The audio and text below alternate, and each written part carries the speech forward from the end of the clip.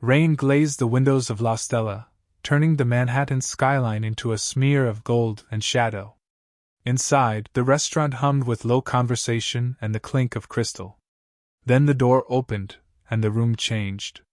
Don Salvatore Caruso entered without announcement, yet everyone felt it. His charcoal suit was cut in the old European style, severe and immaculate. 4 men followed at a respectful distance, not loud, not obvious, but watchful. The host greeted him with polished enthusiasm. "Good evening, sir." No response. The Don's dark eyes moved slowly across the room before he took the corner table, back to the wall. The manager hurried over, offering the wine list. "We have a wonderful Barolo tonight." Silence. A faint tightening of the Don's jaw. One of his men leaned in, whispering, but Salvatore lifted a hand. "No." He spoke at last, his voice low and textured, the consonants thick with Palermo's old quarters. It wasn't standard Italian. It was Sicilian. Sharp, musical, unyielding. The manager blinked, lost. A young server tried hesitant Italian. Another attempted Spanish. Each effort dissolved into confusion. The Don's expression hardened. He murmured something about the wine being too warm, irritation flickering like a match. At a nearby station, Sophia Russo froze mid-step. She knew that dialect. Her grandmother's kitchen. Summer afternoons. Stories folded into that cadence. Heart pounding, she approached the table. In perfect Sicilian, she answered his complaint. The Don's gaze lifted slowly to meet hers. And for the first time that evening he smiled. The invitation arrived the next afternoon, handwritten on thick cream paper and delivered by one of the men who had stood behind Don Salvatore's chair. No return address. Just a time. Sophia almost didn't go. The private room at La Stella felt smaller than she remembered. The overhead light was dimmer, the air heavier. Don Salvatore sat at the head of the table, no security in sight this time, which somehow felt more dangerous. "You came," he said in Sicilian, studying her. "You asked?" she replied evenly. Dinner was simple. Grilled fish. Bread. Red wine, properly chilled. But this was not about food.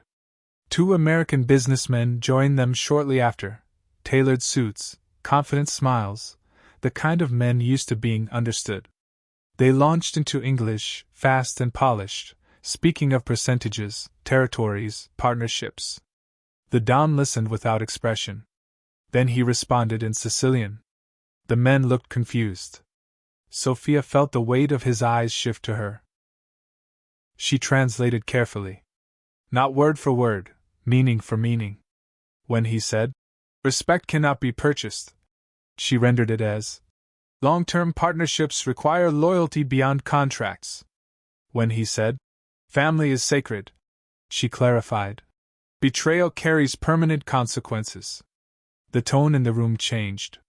The businessmen leaned forward now, listening to her as much as to him. At one point Salvatore fell silent, letting the quiet stretch uncomfortably. Sophia broke it softly. "He is waiting to see who speaks first." One of the Americans swallowed and adjusted his offer upward. For the first time, Sophia understood. She wasn't just translating language. She was translating power. Palermo smelled of salt and stone when Sophia stepped off the car that carried her through the iron gates of the Caruso estate. The villa rose from the hillside like something carved from memory, sun-bleached walls, green shutters, terraces overlooking a restless blue sea. Inside, the air was cooler, quieter. Portraits of stern men lined the corridor. Generations of Carusos watched her walk past. Don Salvatore waited in a long dining hall where the table seemed built for kings. He did not stand when she entered, but his eyes softened slightly. "You see now," he said in Sicilian, gesturing to the room. "This is what they protect. And what they fear losing," she replied. That evening, the family gathered. Cousins, captains, advisors. Conversations hummed in dialect too fast for outsiders, but not for her. She caught fragments: American girl, too much influence, Temporary. Marco Caruso arrived late, confidence draped over him like cologne. Younger than Sophia expected. Sharper. His smile never reached his eyes. So, he said in Sicilian smooth as silk, New York sends us a waitress. Sophia met his gaze. New York sent someone who listens. A few men shifted in their seats. Dinner began, but tension thickened the air. When a distant pop echoed from the courtyard, sharp, unnatural, chairs scraped back violently. Guards rushed past the windows. Someone shouted. Salvatore remained seated, though his hand tightened around his glass. An attempted message. A warning. Marco's expression didn't change. Across the table, Sophia understood something cold and certain. In Sicily, survival required more than language. It required choosing sides, before the table chose for you. The council chamber overlooked the harbor, where cargo ships moved like patient giants across the water. Inside, the air carried the scent of espresso and tension. The older captains sat along one side of the polished table, heavy rings glinting under the light. The younger members stood near the windows, restless, whispering about markets and modernization. Don Salvatore let the debate run its course. Shipping routes are tightening, one elder argued. We respond with strength. Strength invites attention, Sophia countered calmly in Sicilian. Attention invites prosecution. A few scoffed at that, an American fear, they thought. She rose, placing a thin folder on the table. Inside were projections, logistics firms, renewable energy investments along the southern coast, luxury export partnerships that would wash old money clean without bloodshed.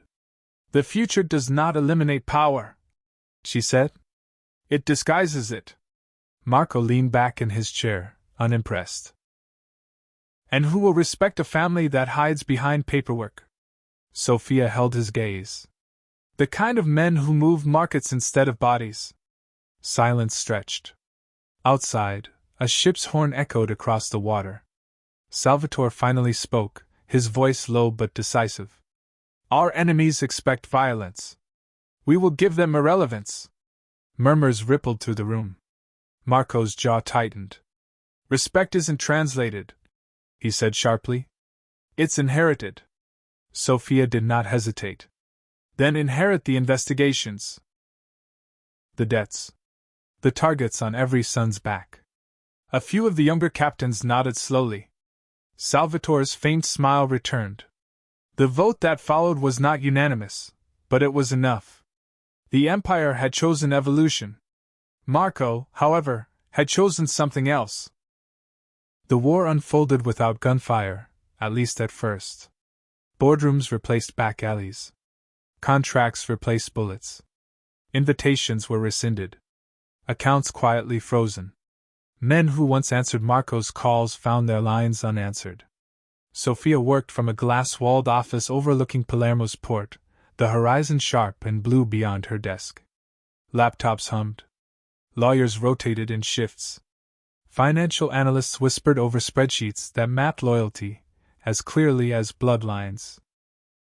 Cut the Valencia route, she instructed in Sicilian one morning. Reassign it to the Genovese partnership. That was Marco's primary revenue stream, an advisor replied carefully. Exactly. Every move was deliberate.